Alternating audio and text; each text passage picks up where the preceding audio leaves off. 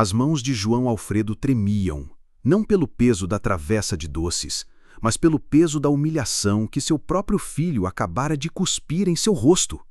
As palavras de Rodrigo, coisa de pobre, ecoavam na sala luxuosa, e cada risada dos convidados era como um caco de vidro em sua alma de 78 anos. Lágrimas silenciosas, que ninguém via, começaram a queimar seu rosto enrugado, enquanto ele tentava segurar a dignidade que lhe era arrancada. O olhar de Rodrigo era gelo puro. Com um empurrão deliberado, ele afastou a mão do pai. Um dos morangos do amor, a receita de sua falecida esposa, rolou pelo piso caro e foi esmagado sob o sapato de um dos amigos ricos que nem sequer notou. O som do doce se desfazendo foi o estalo que quebrou o coração de João Alfredo. Ele sentiu o peso do mundo esmagando seus ombros, o seu corpo curvando-se não apenas pela idade, mas pela dor. Mas então, algo estranho aconteceu. No meio do seu sofrimento visível, enquanto Rodrigo gritava para que ele sumisse com sua vergonha, o olhar perdido de João Alfredo mudou. Por um único segundo, ele desviou os olhos do filho e mirou um canto escuro da sala, onde sua neta Luísa assistia a tudo, paralisada. E naquele instante, o olhar de vítima se transformou em algo frio, quase um cálculo. Com um movimento quase imperceptível, disfarçado de tremor, sua mão direita deslizou para o bolso do paletó gasto e apertou algo ali dentro. Um clique sutil, que ninguém ouviu, um gesto de desespero para proteger o que restava do seu orgulho, ou o gatilho para algo que ninguém naquela festa poderia imaginar. Rodrigo deu o golpe final. Leve essa sua pobreza para longe daqui. Você me envergonha. João Alfredo virou-se para sair, uma figura frágil se arrastando para fora da festa. A última imagem foi a de sua mão, ainda dentro do bolso, segurando com força aquele objeto misterioso, como se fosse a única coisa que importava no mundo. Ei! Antes de continuarmos com essa história incrível, preciso de fazer um alerta importante. Muitos inscritos têm relatado que o YouTube removeu suas inscrições sem aviso. Dá só uma conferida rápida no botão vermelho aí embaixo para garantir que você ainda está inscrito no canal. Não quero que você perca nenhum conteúdo exclusivo que vem por aí. E já que você está aí, deixa aquele like poderoso que me ajuda muito com o algoritmo. Ah, e me conta nos comentários, de qual cidade você está assistindo? Adoro conhecer cada pessoa incrível que faz parte dessa comunidade. Sua participação faz toda a diferença. Vamos interagir. A mão de João Alfredo, ainda dentro do bolso, segurava o celular antigo com a força de um náufrago. A porta da festa de luxo se fechou atrás dele, cortando as risadas e a música, e o silêncio da noite caiu como uma sentença. Cada passo na calçada fria era um martírio. O ar gelado não conseguia apagar o fogo da vergonha que queimava seu rosto. Ele não chorava mais. As lágrimas haviam secado e deixado para trás apenas o sal do desamparo. Ao entrar em seu pequeno apartamento, o cheiro de mofo e solidão o abraçou. A única luz vinha de um poste na rua, desenhando sombras compridas e fantasmagóricas nos móveis velhos. Ele desabou em sua poltrona gasta, o corpo exausto, a alma em frangalhos. Com os dedos trêmulos, finalmente puxou o aparelho do bolso. A tela trincada se acendeu com dificuldade. Era sua única arma, sua única esperança. Ele discou o número de Luía, sua neta, sua cúmplice. A chamada caiu direto na caixa postal. Uma pontada de pavor fria e aguda atravessou seu peito. Ele tentou de novo. E de novo. Nada. Um barulho de motor o fez levantar. Arrastou-se até a janela embaçada, o coração batendo descompassado. Lá embaixo, sob a luz amarelada do poste, estava o carro de Rodrigo. O pânico começou a subir pela garganta de João, mas o que ele viu em seguida o sufocou. A porta do passageiro se abriu, e foi Luía quem desceu. O tempo parou. João Alfredo prendeu a respiração, os nós dos dedos brancos contra o parapeito da janela. Sua neta, seu anjo, caminhou tranquilamente até a janela do motorista. Rodrigo desceu do carro, e o terror se solidificou nas veias do velho pai ao ver que não havia raiva entre eles. Um sorriso. Rodrigo passou o braço pelos ombros da filha e lhe entregou um envelope grosso de dinheiro. Lia pegou, contou as notas rapidamente e guardou na bolsa com um olhar satisfeito. Um olhar de negócio fechado. Uma vizinha na sacada ao lado, que regava suas plantas, deixou o regador cair com um baque surdo. Meu Deus, ele não fez isso! Ela sussurrou para o nada, a mão cobrindo a boca em choque. Dentro do apartamento, João Alfredo tropeçou para trás, longe da janela, como se tivesse visto um fantasma. O celular escorregou de sua mão inerte e se espatifou no chão de cimento queimado. O som agudo do plástico quebrando foi a única coisa que se ouviu. O áudio não era para vingar sua honra. O áudio era o roteiro. A humilhação, uma peça de teatro. E ele era apenas o palhaço descartável, traído pela última pessoa no mundo que ele achou que o amava. O som do celular quebrado foi o ponto final. Para João Alfredo, o mundo havia acabado ali, naquele chão sujo, junto com os cacos de plástico e vidro. Ele permaneceu imóvel, um monumento à traição, enquanto a imagem de Luana recebendo o dinheiro de Rodrigo se repetia em sua mente, queimando como brasa. O ar no apartamento ficou pesado, irrespirável. O silêncio era uma mortalha. Ele não era uma vítima, ele era um tolo. Foi então que um som cortou a quietude. Um som impossível. O som de uma chave girando na fechadura de sua própria porta. João ergueu a cabeça, o coração disparando em pânico. Só ele tinha aquela chave. A porta se abriu com um rangido lento, agonizante, e no vão, recortada contra a luz fraca do corredor, estava Luana. Mas não era a mesma menina de minutos atrás. O rosto dela estava lavado em lágrimas, os olhos esbugalhados de pavor. Ela correu para dentro, caindo de joelhos ao lado do avô. Vô, me perdoa, por favor!" Ela soluçou, a voz rasgada, agarrando o tecido de sua calça velha. "Eu não queria, eu juro que não queria. Ele me obrigou." A confusão atingiu João Alfredo como um segundo golpe. O que ela estava dizendo? Uma sombra tomou conta da porta aberta. Rodrigo estava parado ali, o sorriso de desprezo substituído por uma máscara de fúria fria. Seus olhos, duas pedras de gelo, fixaram-se na filha agachada. Obrigou a quê, sua inútil? A voz dele saiu baixa, letal. A contar para ele a verdade? Que o áudio nunca foi para a internet? Era só para eu ter o prazer de ouvir de novo? Ele deu um passo para dentro do apartamento, o som de seus sapatos caros ecoando como uma marcha fúnebre. Luana se encolheu, o choro se transformando em um gemido de puro medo. Rodrigo olhou para o pai no chão, um desprezo que ia além de tudo que João já tinha visto. Ou você ia contar o nosso segredinho, Luana? Ia contar para ele que a gente fez exatamente a mesma coisa com a vovó uma semana antes daquele acidente infeliz na escada? Na sacada do prédio vizinho, a vizinha, que ainda observava a cena, deixou o telefone cair de sua mão trêmula. Ela tinha ouvido cada palavra. Dentro do apartamento, o tempo congelou. O luto no rosto de João Alfredo se transformou em algo muito pior. Um horror primordial que vinha das profundezas da memória. Ele olhou para o rosto aterrorizado da neta, depois para o rosto monstruoso do filho, e a verdade o atingiu. Não era uma traição. Era um ritual. E ele estava no meio de um pesadelo que já havia acontecido antes.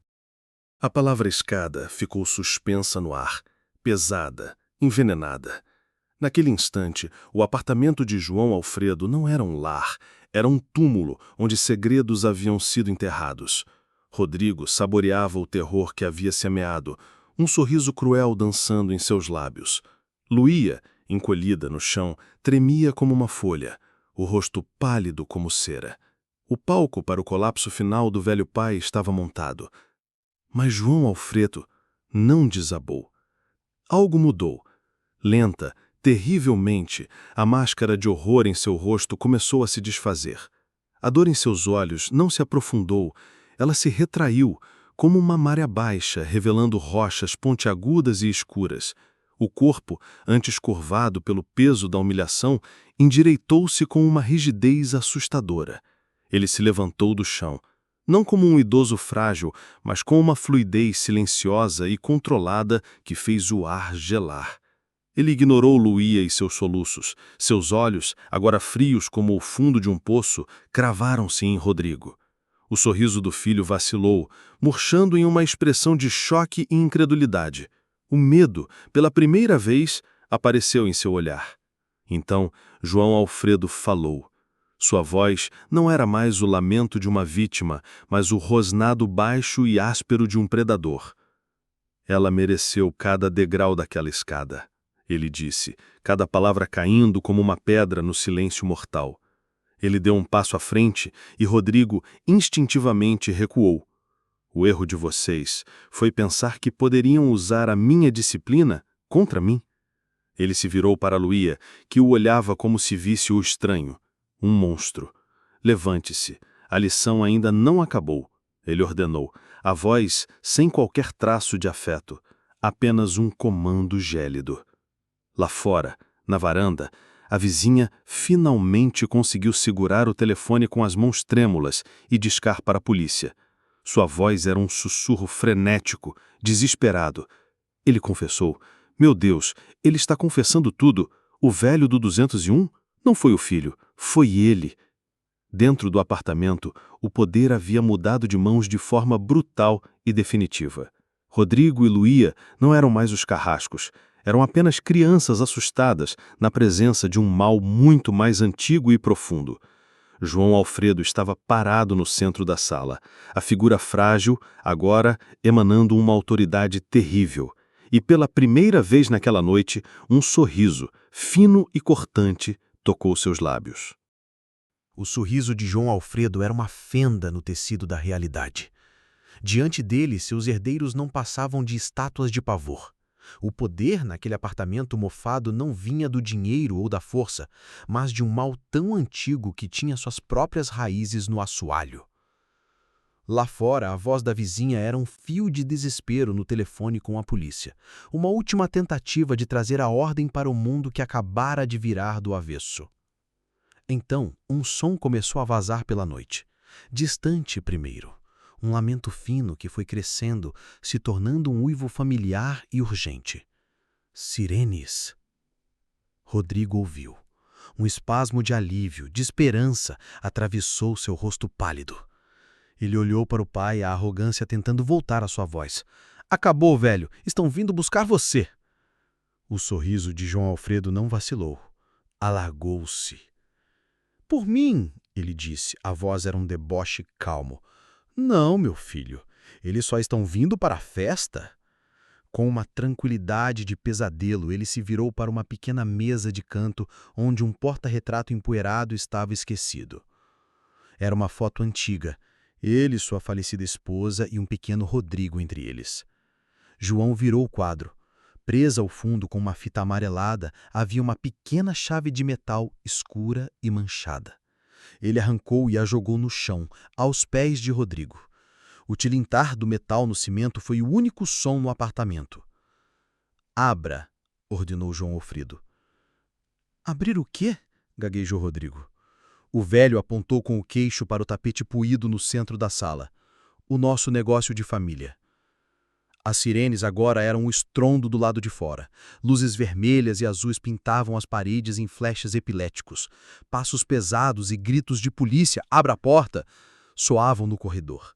Movido por um pavor que superava o medo da lei, Rodrigo se ajoelhou e puxou o tapete. Embaixo, uma argola de metal enferrujada que ele nunca havia visto na vida. A chave serviu. Com um rangido de protesto, uma porta de alçapão se abriu para uma escuridão total. Um cheiro subiu do buraco. Um odor adocicado, metálico, insuportável. Um cheiro de carne e de tempo. Luía soltou um grito. Não foi um grito de medo. Foi um grito de reconhecimento. Uma explosão de horror que parecia vir do fundo de sua alma corrompida. Naquele exato momento, a porta do apartamento foi arrombada. Policiais invadiram o local, armas em punho, e congelaram.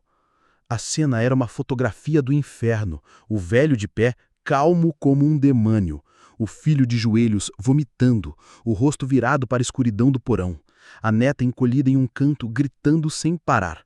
O policial na frente baixou a arma lentamente, o rosto profissional se desfazendo em pura incredulidade e náusea. Seu olhar foi de João para Rodrigo e então para o buraco negro aberto no chão. E ele entendeu.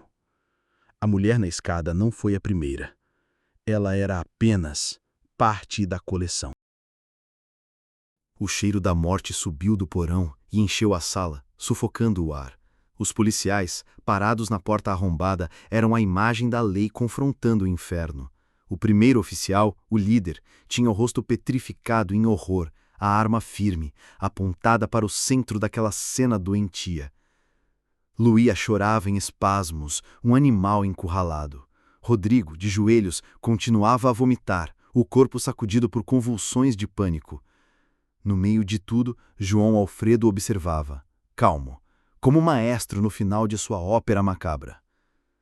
"Mãos para cima! Todos no chão! Agora!" O líder gritou, a voz rasgando a tensão. Seus homens entraram em formação, cercando a família, as lanternas de suas armas cortando a penumbra e dançando sobre o rosto dos culpados. Para a vizinha, que assistia a tudo do corredor, aquele era o som da justiça. O resgate havia chegado. O líder se aproximou de João Alfredo, o rosto uma máscara de fúria e nojo. Ele se agachou como se fosse algemar o velho. Mas suas mãos não foram para as algemas. Ele se inclinou e sua boca chegou perto da orelha de João. A sua voz agora não era um grito de ordem. Era um sussurro venenoso, carregado de uma raiva íntima. "Que bagunça é essa, João? O que eu te falei sobre discrição?" O mundo parou de girar. O sorriso de João Alfredo se alargou, encontrando o olhar furioso do policial. "A nova geração", ele murmurou, a voz rouca, quase divertida. "É barulhenta demais." O policial suspirou, um som de pura exasperação, e se levantou. Ele se virou para sua equipe, que ainda mantinha a família sob a mira das armas. "Podem relaxar", ele ordenou, a voz seca. Instantaneamente as armas foram abaixadas, as posturas de ataque se dissolveram. Eles não eram uma equipe de resgate, eram uma equipe de controle de danos. Com um chute seco, o policial bateu a porta do alçapão e o som da madeira batendo no cimento foi como um prego no caixão da esperança. O cheiro da morte foi abafado, mas a sua presença continuava ali. Então, ele se virou. Seus olhos frios e mortos encontraram os de vizinha, paralisada no corredor. O único fio solto naquela noite. Ele começou a calçar um par de luvas pretas, puxando o couro com calma. "E quanto a você", ele disse, a voz sem emoção, "você cometeu um grande erro." 2 de seus homens começaram a andar na direção dela, sem pressa, os passos pesados e definitivos. A mulher abriu a boca para gritar, mas nenhum som saiu. Ela não tinha chamado a lei, ela tinha chamado os sócios, e eles haviam chegado para fechar a conta. O corredor do prédio virou uma armadilha. Para a vizinha, o mundo se resumia àquele espaço claustrofóbico, às 2 figuras sombrias que se aproximavam e ao cheiro de morte que vinha do apartamento 201. Um dos homens ergueu a mão para agarrá-la, o movimento lento, saboreado. O grito dela estava preso na garganta, um nó de puro pavor. Era o fim. Mas ela não gritou. No último segundo, o terror em seu rosto se desfez, como uma máscara de gesso se quebrando. Foi substituído por uma expressão de tédio, de irritação. Ela olhou para o homem cuja mão estava a centímetros de seu rosto e falou, a voz cortante como vidro quebrado, "Você é lento." O homem congelou. Ele e seu parceiro recuaram um passo, a ameaça se evaporando, a postura mudando de predador para a de um cão que espera o comando. A vizinha passou por eles como se não existissem e entrou no apartamento.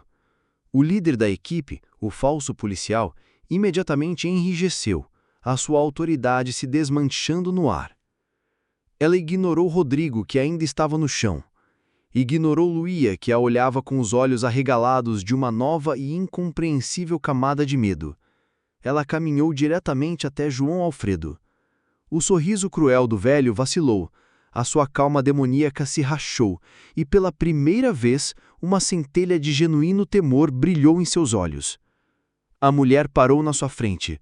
O seu olhar varreu o caos da sala. A porta do porão fechada às pressas, os policiais paralisados, a família quebrada. "Eu te dei uma regra, João", ela disse. A voz baixa, mas cada sílaba pesava 1 tonelada. Uma única regra: sem plateia. Ela olhou de relance para Luía e, sem sentimentalismo. O líder da equipe tirou o cap, subitamente serviu. "Senhora, ele..." começou a dizer. Ela o silenciou com um gesto de mão, sem desviar os olhos de João. "Eu não me importo", ela cortou. "Eu me importo com o produto." Ela se inclinou, o rosto a centímetros do velho patriarca, o seu hálito cheirando a café e a poder absoluto. "A entrega de hoje. Onde está?" O silêncio que se seguiu foi mais aterrorizante do que os gritos. João Alfredo não era o mestre daquele circo de horrores. Ele era apenas um dos palhaços. A família não tinha um negócio. Eles tinham um fornecedor. E a verdadeira dona do espetáculo havia acabado de chegar para conciliar a dívida. O ar no apartamento ficou rarefeito, denso como o silêncio de um túmulo. A pergunta da mulher, a verdadeira dona daquele circo de horrores, pairava sobre a cabeça de João Alfredo como a lâmina de uma guilhotina. A entrega. Onde está? O velho, que momentos antes era a encarnação do mal, agora parecia encolher. A sua postura de predador se desfez. E o que sobrou foi um homem cansado, encurralado. Ele balançou a cabeça lentamente, os olhos fixos no chão. "Não houve..." ele sussurrou, a voz fraca. "Houve... complicações." A mulher soltou um som de desprezo, um estalo com a língua. "Você é a minha complicação, João."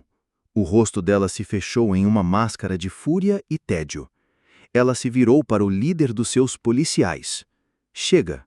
Estou cansada deste cenário. Cansada desta pele." O homem assentiu, e de um canto escuro da sala, puxou um banquinho de madeira simples, colocando-o no centro do cômodo. A mulher sentou-se, de frente para sua família aterrorizada, como uma rainha em seu trono improvisado. E então, diante dos olhos de todos, ela começou a se desconstruir. Com um gesto lento, ela agarrou o cabelo grisalho e o puxou. Era uma peruca. Por baixo, um cabelo escuro e bem cuidado apareceu. Em seguida, ela tirou um lenço do bolso e começou a esfregar o rosto com força. A maquiagem, que lhe dava a aparência de uma vizinha idosa e inofensiva, começou a sair, revelando uma pele mais firme, traços mais duros. As rugas sumiram. O rosto que emergiu era mais jovem, mais cruel e terrivelmente familiar. Rodrigo deu um passo para trás, o ar faltando em seus pulmões, os olhos arregalados em um reconhecimento que desafiava a lógica, a sanidade, a própria morte. "Não, não é possível." Luía parou de chorar, a boca aberta em um ó silencioso de puro choque. João Alfredo não se moveu. Ele apenas a observou se transformar na assombração que ele carregava em sua alma há décadas. E ele sussurrou o nome dela, um veneno que saía de seus próprios lábios. "Helena." A mulher, sua esposa, aquela que ele mesmo disse que mereceu cada degrau da escada, levantou o olhar. Era o rosto dela, mas os olhos eram de um demônio que ele nunca conheceu. Um sorriso letal se espalhou por seus lábios. "Estava com saudades, querido?" O nome dela, Helena, caiu no ar pesado do apartamento como uma faísca em um barril de pólvora. O fantasma estava de volta, em carne e osso, e o seu sorriso era a prova de que o inferno não era um lugar.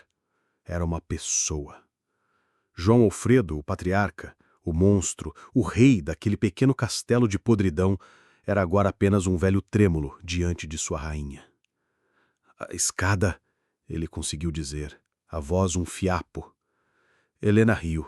Um som sem alegria, um som de metal raspando em pedra. A escada foi a minha obra de arte, querido. A minha carta de alforria.